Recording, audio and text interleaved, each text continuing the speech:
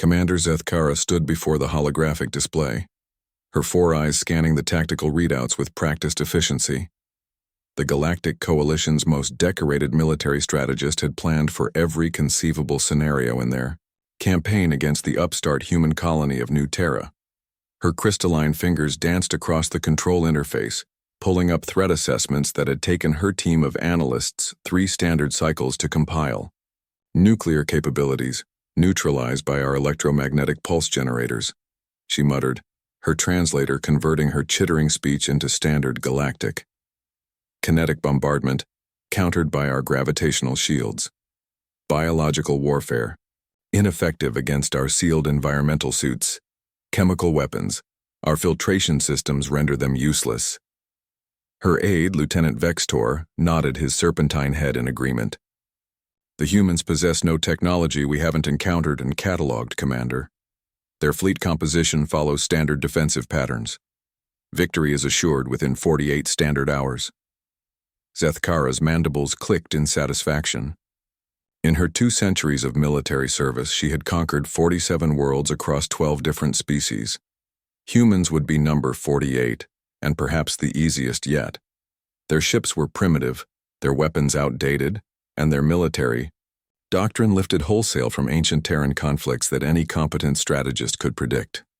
The first phase of the assault proceeded exactly as anticipated. Human vessels emerged from the asteroid field surrounding New Terra in the predicted formation. Battleships forward, cruisers in support, fighters providing screening.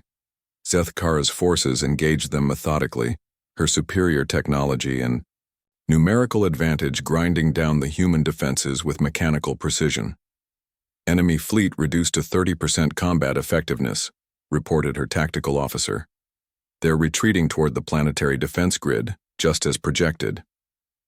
But then something unexpected happened. Instead of falling back to their defensive positions, the human ships scattered in all directions, moving in patterns that defied every tactical manual Zethkara had ever studied. Some dove directly toward the planet's surface, at angles that should have torn them apart from atmospheric friction. Others accelerated toward the system's star at maximum burn, as if attempting suicide runs. "What are they doing?" Vextor hissed, his scales shifting to an agitated purple. "This makes no strategic sense." Zethkara frowned, her tactical algorithms struggling to process the chaos unfolding before her. "Maintain formation. Whatever they're planning, we'll adapt and—" The first surprise came from the ships diving toward New Terra. Instead of crashing into the surface, they skimmed the upper atmosphere at impossible angles, using the planet's magnetic field and atmospheric friction to slingshot themselves back toward the Coalition fleet at tremendous velocity. They struck Zethkara's rear formations like kinetic missiles, their hulls already glowing white-hot from atmospheric entry. "Impossible," she breathed. "No pilot could survive those G-forces. No ship should remain intact under those conditions." The second wave of confusion came from the vessels racing toward the star. As they approached the chromosphere, they deployed what appeared to be massive solar collectors. Not weapons, but industrial mining equipment repurposed in ways that hurt Zethkara's logical mind to contemplate. The humans were literally scooping up stellar plasma and magnetic field lines, channeling the star's own fury through improvised conduits. "Commander, we're detecting massive energy buildups from those vessels," her sensor operator reported, voice tight with disbelief. "They're somehow containing and directing solar flares." The third shock came from the humans who had remained near the asteroid field. Rather than mining the rocks for cover as any sensible species would, they had apparently been hollowing them, out and filling them with atmosphere. Not for defensive positions, but to create the galaxy's most insane delivery system. The asteroid suddenly sprouted crude engines and began accelerating toward the Coalition fleet, each one containing not weapons, but human boarding parties.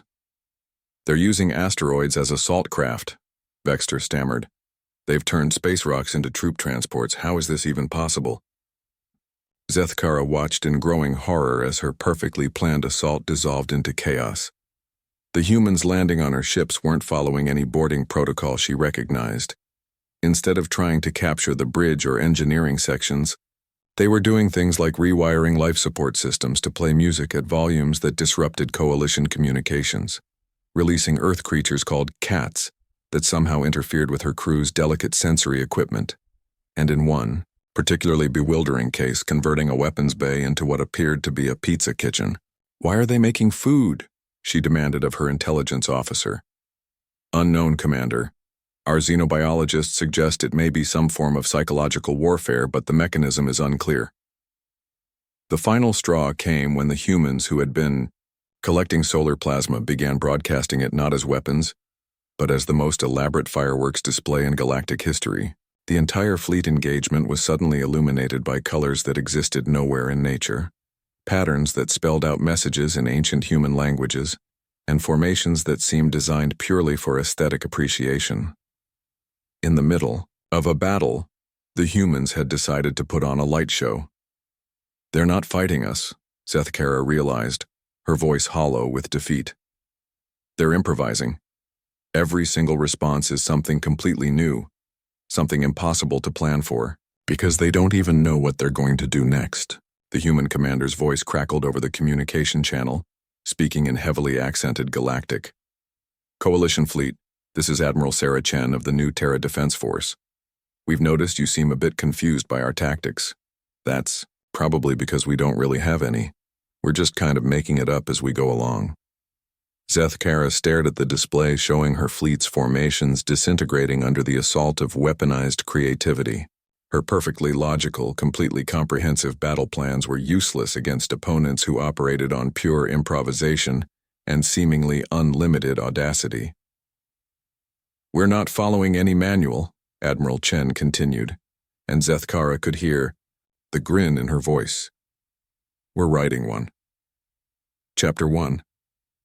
Sometimes the best plan is no plan at all. As her flagship shuddered under the impact of an asteroid filled with humans armed with improvised weapons and an apparently inexhaustible supply of pizza, Commander Zethkara realized she had encountered something far more dangerous than any military force in the galaxy. The terrifying, unpredictable creativity of a species that viewed impossible problems as interesting challenges. She had planned for every threat except the one that couldn't be planned for. Human ingenuity unleashed in all its magnificent, maddening chaos. The coalition fleet withdrew in complete disarray, leaving behind not a military defeat, but a fundamental questioning of everything they thought they knew about warfare strategy, and the terrifying species called humanity that treated the universe like their personal playground. In her final report, Zethkara wrote simply, "Recommend avoiding human space indefinitely. They are completely unpredictable and appear to be having entirely too much fun."